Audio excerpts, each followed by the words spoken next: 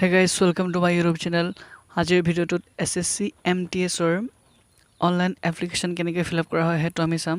যদি আপোনালোকে তেওঁলোকে অনলাইন এপ্লাই কৰা নাই তেন্তে এই ভিডিঅ'টো চাইকে আপোনালোকে এপ্লাই কৰিব পাৰিব। অনলাইন এপ্লাই কৰিবলৈ হ'লে প্ৰথমতে ssc.gov.in লৈ আহিব লাগিব। সেইটো ৱেবছাইটলৈ আহিব লাগিব। তাৰপিছতে আমি দেখিম আমাৰ এই ৰাইট সাইডত দেখিব কৰ্নাৰটোত লগইন অৰ ৰেজিষ্ট্ৰেশ্যন। লগইন অৰ ৰেজিষ্ট্ৰেশ্যনত ক্লিক কৰি দিয়াৰ পিছত আমাৰ এনেকুৱা এখন ইণ্টাৰফেচ আহিব। ইয়াতে আপোনালোকৰ ৰেজিষ্ট্ৰেশ্যন নম্বৰ, পাছৱৰ্ড এই কেপচাটো ফিল আপ কৰিব লাগিব। তাৰপিছত আমি লগইনত ক্লিক কৰিকে লগইন হ'ব লাগিব। যদি আপোনালোকে এতিয়ালৈকে ইয়াত একাউণ্ট বনোৱা নাই তেন্তে ইয়াতে আপোনালোকে নিউ ইউজাৰত ক্লিক কৰি ৰেজিষ্টাৰ নাও কৰিব পাৰিব। তাৰপিছতে আপোনালোকে লগইন হ'ব পাৰিব। লগইন হোৱাৰ পিছত আপোনালোকৰ ডিটেইলখিনি ইয়াতে শ্ব' হ'ব। তাৰপিছত আমি স্ক্ৰল ডাউন কৰিম। স্ক্ৰল ডাউন কৰি দেখিম যে ইয়াতে আমি MTS নন টেকনিকেল আৰু হাবিলদাৰটো আছে। ইয়াত অনলাইন এপ্লাই কৰিব বিচাৰিলে আপোনাৰ অলপ স্ক্ৰল ডাউন কৰিব। ইয়াতে দেখিব এপ্লাই, সেই এপ্লাই লিংকটোত এতিয়া ক্লিক কৰিব।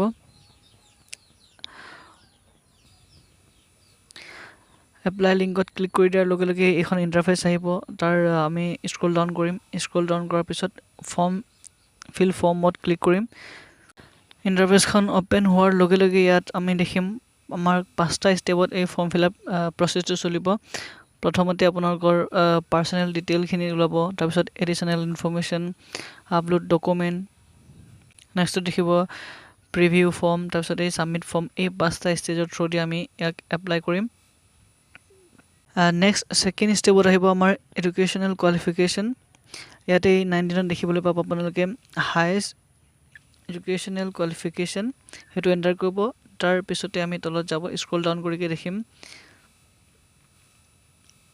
20.6ত ইয়াত আপোনালোকৰ পাৰ্চেণ্টেজটো দিব লাগিব SSLCৰ। তাৰপিছতে আমি ইয়াত 7 নেক্সট কৰিম। ফাৰ্ষ্ট ষ্টেপ আৰু ছেকেণ্ড ষ্টেপটো কমপ্লিট কৰাৰ পিছত আমাৰ আহিব থাৰ্ড ষ্টেজটো। ইয়াতে আমাৰ আছে আপলোড ডকুমেণ্টছ। ইয়াত দিব লাগিব আমাৰ এডিশ্যনেল ইনফৰ্মেশ্যন। যদি আপুনি এক্স ছাৰ্ভিচমেন হয় তেন্তে য়েছ কৰিব, যদি নহয় ন' কৰি দিব।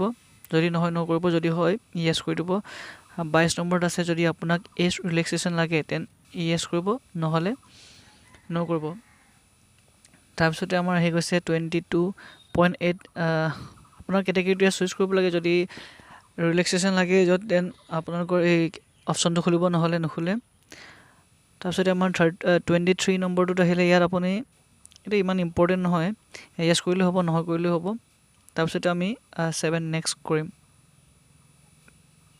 নেক্সটত আহিলে আমাৰ এডুকেশ্যনেল ইনফৰ্মেশ্যনটো। ইয়াতে আপোনালোকে দেখিবলৈ পাব 24 নম্বৰটোত এক্সাম প্ৰিফাৰেঞ্চ দিব কৈছে। আমি 3টা এক্সাম প্ৰিফাৰেঞ্চ দিব পাৰোঁ। তাতে আপোনাৰ যোনটো নিয়েৰেষ্ট হয় সেইটো চাইকে আপুনি দিব পাৰিব। প্ৰথমটো মই দিলোঁ ডিব্ৰুগড়, যোৰহাট, তাৰপিছত গুৱাহাটী। আপোনালোকেতো নিজৰ ফালৰ পৰা চাইকে দিব কোনটো বেছি ওচৰ হ'ব।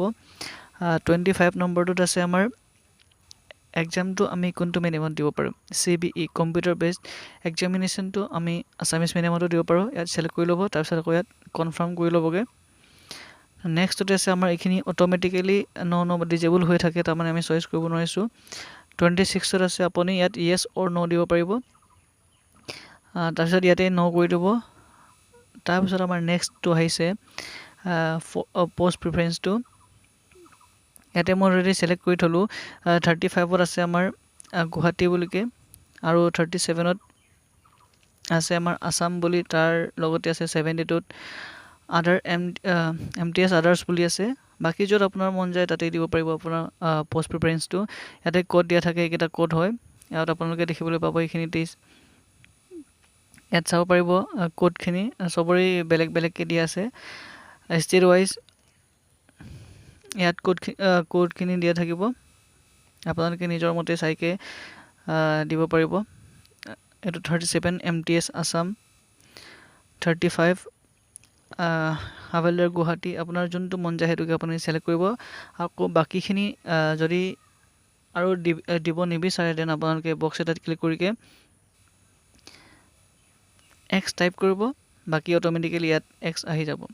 তাৰপিছতে আমি 7 নেক্সটত ক্লিক কৰিম।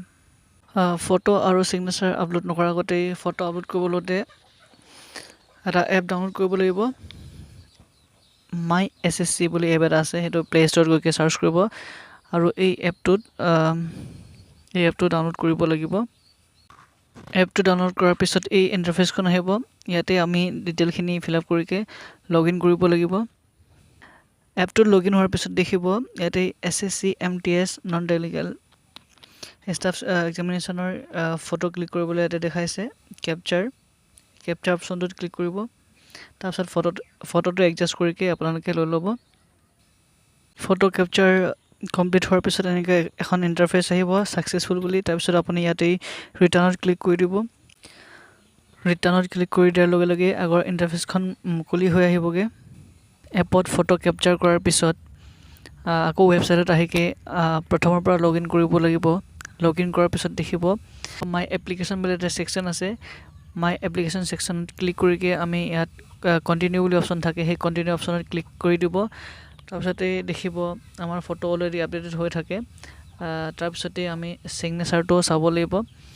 ছিগনেচাৰটোৰ চাইজটো আছে আমাৰ 10 KB পৰা 20 KB ভিতৰত আৰু আমাৰ ডাইমেনশ্যনটো হ'ব লাগিব ৱাইডটো হ'ব 6 চেণ্টিমিটাৰ আৰু হাইটটো হ'ব 2 চেণ্টিমিটাৰ। এই চাইজকেইটা মিলিব লাগিব, যদি নিমিলে তো ইয়াত আপলোড নহয়। সেই চাইজকেইটা ভালকৈ মিলাব। তাৰপিছত ইয়াত আপলোড কৰিম। আপলোড হোৱাৰ পিছত গোটেইখিনি বস্তু ৰেডি হোৱাৰ পিছত আমি ইয়াত ক্লিক কৰিম 7 নেক্সট কৰাৰ পিছত ইয়াতে দেখাব success photo and signature save successfully, ইয়াতে অ'কে কৰি দিব। তাৰ নেক্সটত আহিলে আমাৰ প্ৰিভিউ ফৰ্মখন এবাৰ ভালকৈ চেক কৰি ল'ব। চেক কৰাৰ পিছত ছেভ এণ্ড নেক্সটত ক্লিক কৰি দিব স্ক্ৰল ডাউন কৰিকে। তাৰপিছত আহিলে আমাৰ ডিক্লাৰেশ্যন ফৰ্মখন, তাত স্ক্ৰল ডাউন কৰিকে এগ্ৰীত ক্লিক কৰি দিব। তাৰপিছত এই কেপচাৰটো ফিল আপ কৰিকে আকৌ ছাবমিট কৰি দিব, ফাইনেল ছাবমিট। তাৰপিছত লোডিং হোৱাৰ পিছতে দেখিব আপোনালোকৰ ফৰ্ম ৰিচিভ ছাকচেছফুলি।